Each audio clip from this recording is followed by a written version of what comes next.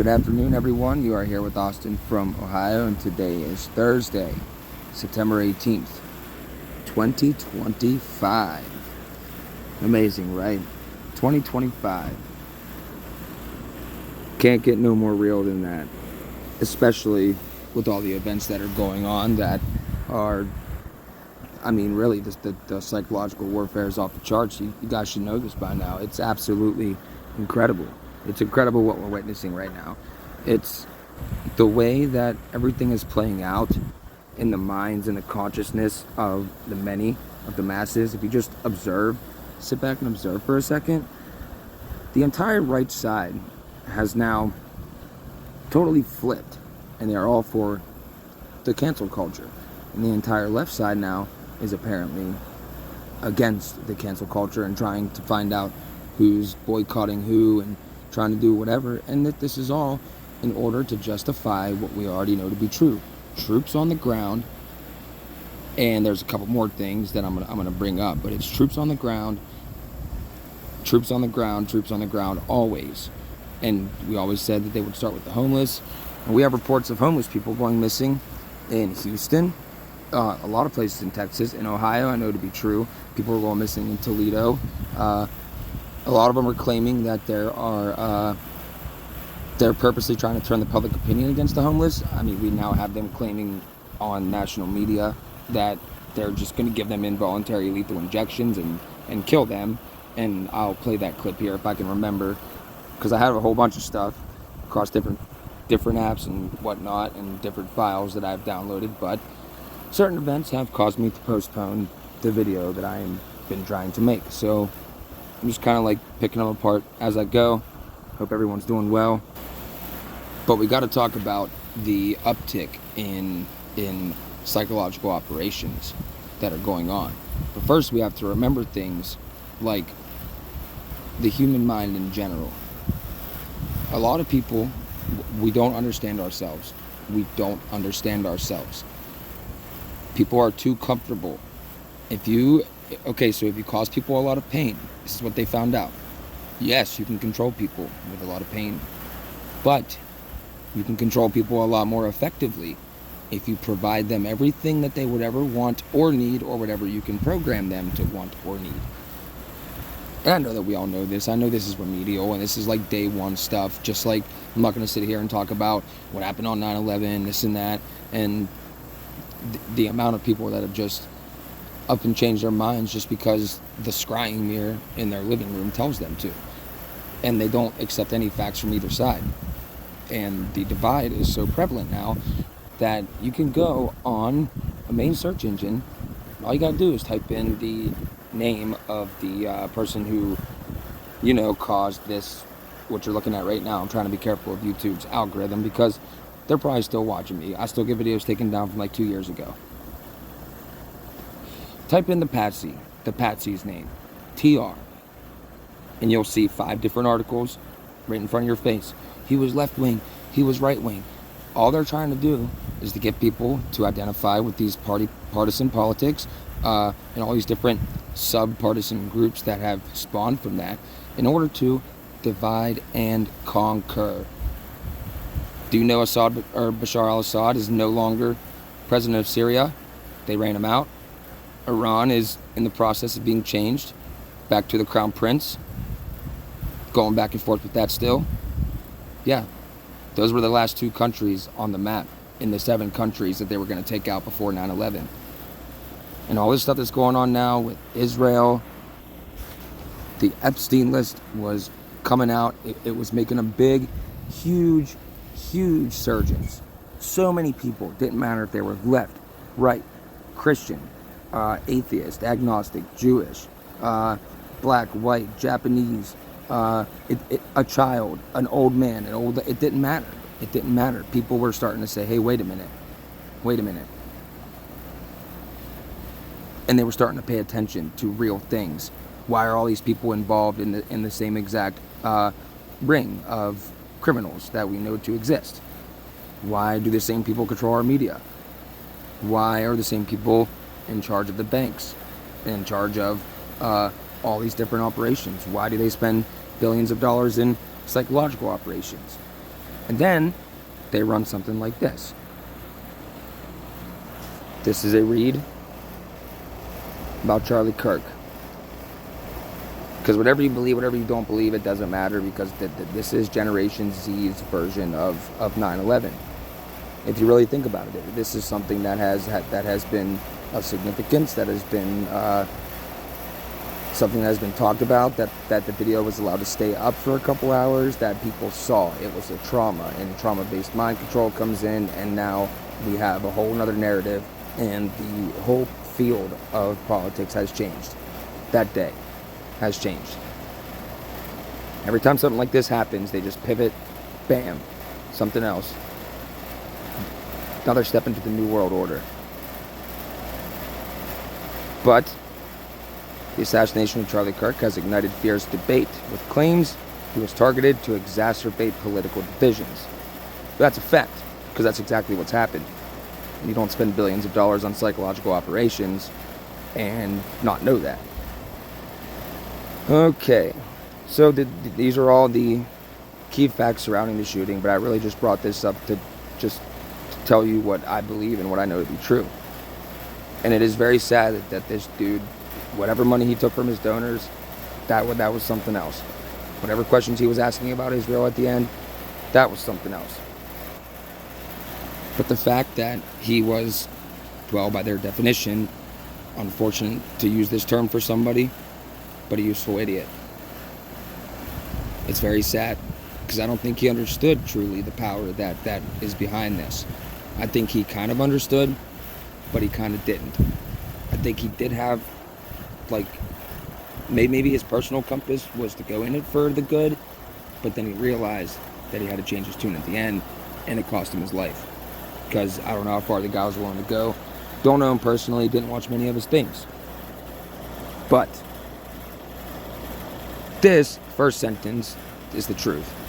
Many believe this act may be a part of a broader pattern of politically motivated attacks.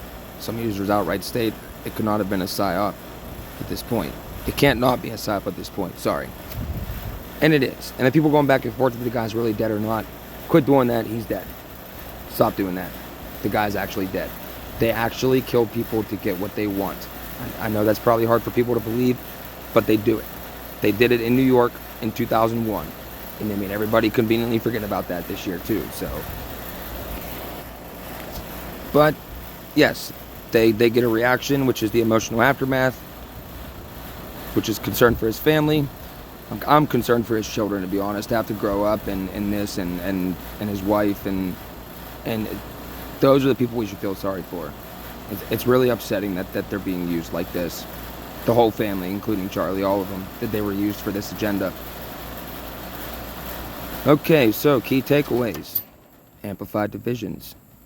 This incident continues to fuel friction between political factions, skepticism rising, and family impact. And I've seen people arguing with their families and stuff, so there's that. And just all these different things being ran at the same time. The woman that was unfortunately murdered on a school bus, or not a school bus, sorry. I have a couple nephews and nieces, so I'm always thinking school-minded. A city bus, a travel bus. I don't live in a city, so I'm not sure the exact public transport terminology for it. But, yes. So, unfortunately, this had to happen in the United States of America in 2025. Somebody got killed for speaking their opinion, no matter what it is. And I just remember what Bill Cooper used to say. He used to say that if he saw communists and Nazis and whoever out there protesting, even though he would be wanting to get out of his truck and beat the crap out of them, and he said this on many occasions. He said, even though I myself, they are my enemy, I myself would want to get out and beat the crap out of them and whatever. But he had enough understanding and responsibility, as we all should, to understand that freedom of speech is freedom of speech for everybody. If you do that, if you take away from those that we oppose and their freedom of speech, we have taken away from ourselves. So long as they are not infringing on other people, we really don't have a say in what other individuals do. Moving on. Okay. This is the Chatham House. And I don't know how many people are familiar with the Chatham House, but they are pretty prominent. But take a look at this headline. It may take a generation for a stable new world order to emerge. I like how this is just openly put out there now. Something that we would have been told that we were insane for 5 years ago as it was happening. Now we're being probably going to be told you were never talked about New World Order.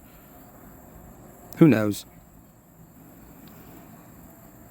But unpredictable United States fragmenting in the Western Alliance and China presenting itself as a paragon of stability, a more complex and blended reality will determine the coming years in global governance. And this has really always been the point. China's always been the testing ground for all of these technocratic programs.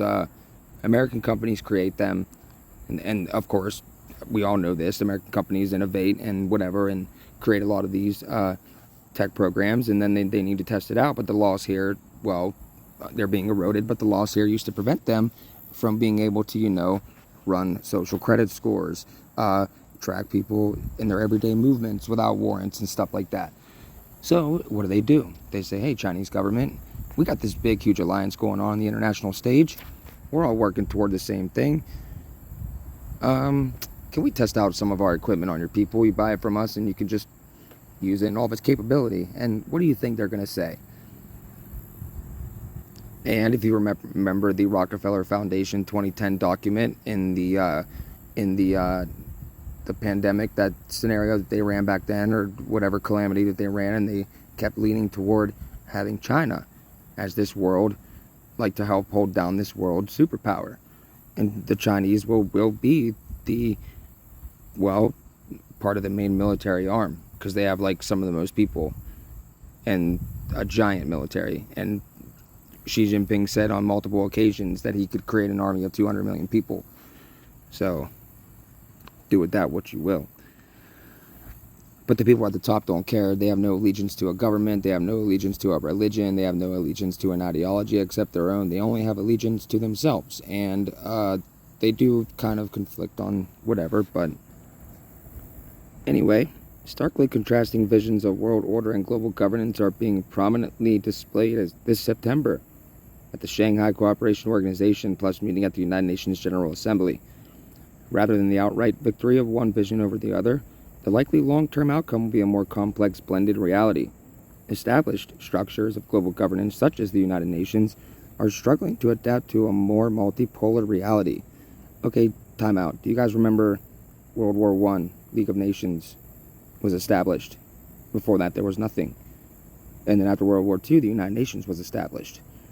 They are talking of after World War III, which is happening right now. All of this is, we've been in it for a while. It just hasn't hit home yet. But all of this is the beginning of it, per Albert Pike's description of the Third World War. The world is divided on Israel. Israel and Palestine have an ever-growing conflict, and we are fighting to the complete point of physical, moral, spiritual, and economic exhaustion. The next thing is for them to unleash the nihilist and the atheist and provoke a huge cataclysm and bring the whole world to its knees. So, yeah, we're on our way there. But after that, they won't have the United Nations. They will have something, probably the World International Government, or whatever name they have picked out for the official world empire that they're going to have. Okay, I don't really want to go into all this because it is a pretty long read, but I'm going to leave links to all this stuff.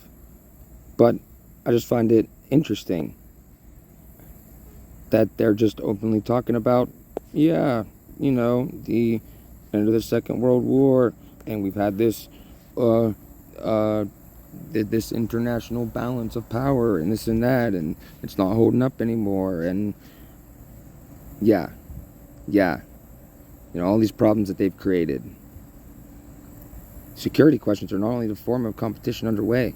The post-1945 U.S.-led world order has also relied on the stabilizing force of its economic leadership, now undermined by the Trump administration's tariff policies and the moral and practical powers resulting from its leading place in multilateral institutions. How many times have we said that Trump was brought in to oversee the downfall of the United States on the world stage? That's a fact. Oh, that's my, sitting outside, that's my, central air. But this is a fact. Donald Trump has literally come in like a wrecking ball, and he has just, especially this administration, keeping people busy with nothing, and then running psyops and just decimating the United States is the best word for it. There will be an evident incongruity when the 18th session of the United Nations General Assembly convenes, which they already did, given the Trump administration's openly expressed cynicism toward the gathering. And there's 180 separate agenda points in the provisional agenda of the 18th regular session of the General Assembly. Although a handful pertain specifically to the Palestinian territories, the mood around UNGA will be dominated by outrage toward Israel's continuing war in the Gaza Strip. The mood and attitudes toward the United States were not helped by the suspension of U.S. visas for Palestinian passport holders. What I just say about the world fighting until moral, spiritual, economical, and military exhaustion. That's what Albert Pike said. Okay, so I'm going to put this link if anyone's actually interested in this, but I'm just going to read this quote here before I move on. The impression all this creates is of order, established global governance structures that are unable to deliver effective responses that reflect the workable quorum of world opinion. That means the global governance of today is not doing a very good job. They are not able to deliver, so we need a new system. And it's already done. They just have to sell it to the people. They literally just have to sell it to us. But you can go down through all here. But I really need to move on. So I'm going to do that. Okay, well, this is the one that's probably going to get this video taken down, so I'm going to leave it out of the title, but the title speaks for itself. The UN inquiry finds top Israeli officials incited genocide in Gaza. I mean, we know this. This is what they wrote about pre-World War I even. It's a book called Judenstaat by what's his name? Herschel Walk? No. Ooh, it's Herschel something. I'm blanking on the name. Somebody can correct me on that.